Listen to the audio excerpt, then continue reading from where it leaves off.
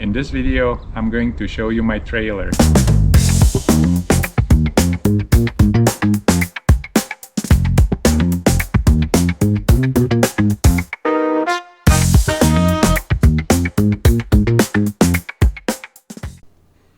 Hi, my name is Branjo, and this is the custom trailer I built last spring. This trailer will be the base for my SQUAREDROP camper project. If you are like me and thinking about building the trailer yourself, it might seem quite intimidating at first. You will need some sort of trailer design first. You will need to source materials, buy tools, figure out axles and suspension, wiring, registration, and so on. And then there's welding. If you are like me and have never welded a single piece of steel, this would seem as the most intimidating part. But what if I told you that building a trailer is a fairly simple and fun DIY project? Once I have done more research, I realized that the whole build is not very complicated and became quite confident I can pull it off. And I actually found welding to be a lot of fun to learn and practice. Now, as you can see from these photos, the trailer is pretty much complete.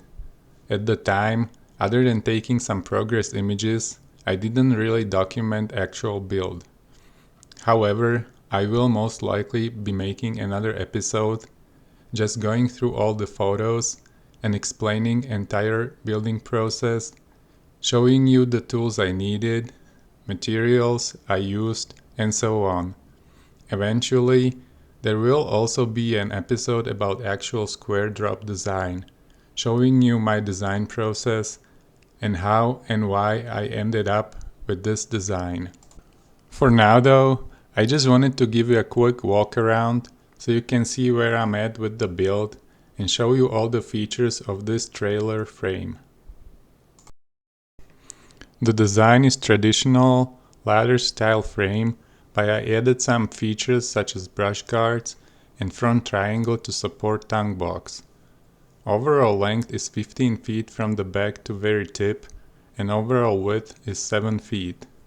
However, the length of actual cargo frame is 9.5 feet by 5 feet wide.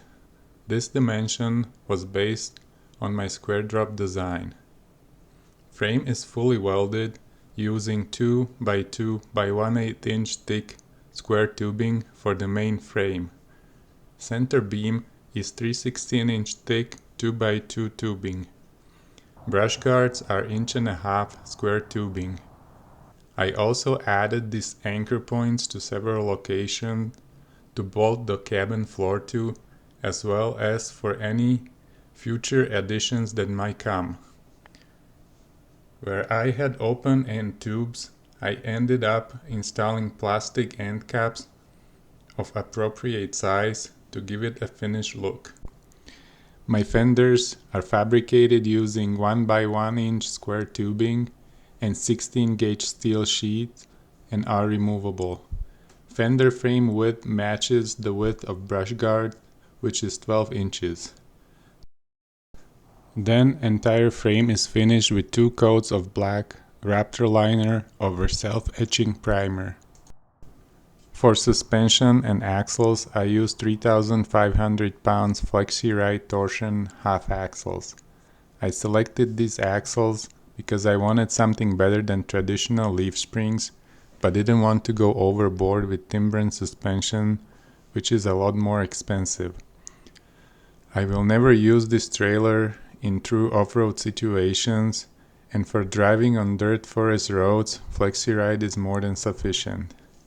I do also have brakes for these axles, but I don't have them currently installed as I do not have brake controller yet. Here in Colorado, where I live, by law, if you have brakes installed on your trailer, you are supposed to be actively using them. Once I figure out my brake controller situation, I will swap free hubs for brake hubs. For wheels, I use 15 inch by 9 inch metal rims I got cheap off of Craigslist with 30 by 11 inch off-roadish tires. I do have extra rim for spare tire as well, but at the moment I'm not 100% sure where I will mount it. Currently in my design it mounts to the front of the SQUAREDROP. Now starting at the front, you can see I have a lock and roll system installed. Originally I was planning to use standard 2-inch ball, but I came across this lock and roll style hitch on Craigslist dirt cheap, so I changed my plans. It required some extra fabrication to attach to the trailer, but I much prefer robustness of this system comparing to regular ball. Then you can also see I have mandatory chains installed as well. Moving on, my jack is just your standard 2000-pound swing-up jack I got off of Amazon. This is the weld-on style. I selected weld-on as I much prefer this cleaner look compared to bolt-on style. Next item is wiring, and all my wiring comes from Amazon. My build has side red and side amber lights, red rear lights, and white license plate light. Then I also added some color reflectors next to each light. I also pre-wired for future brake install. All my wiring runs in split plastic conduit for additional bit of extra protection. I went with standard 7-pin connector to be able to use the brakes in the future. For stabilizers, I used these stabilizer jacks from eTrailer. These are just your basic stabilizers, and I will need to test them to see how they work. I might eventually move them to the front of the frame and get additional pair of scissor jack stabilizers for the rear. This concludes quick overview of my trailer. If you found this video helpful, please like and subscribe. If I see there's interest, I will continue making additional videos from the build process.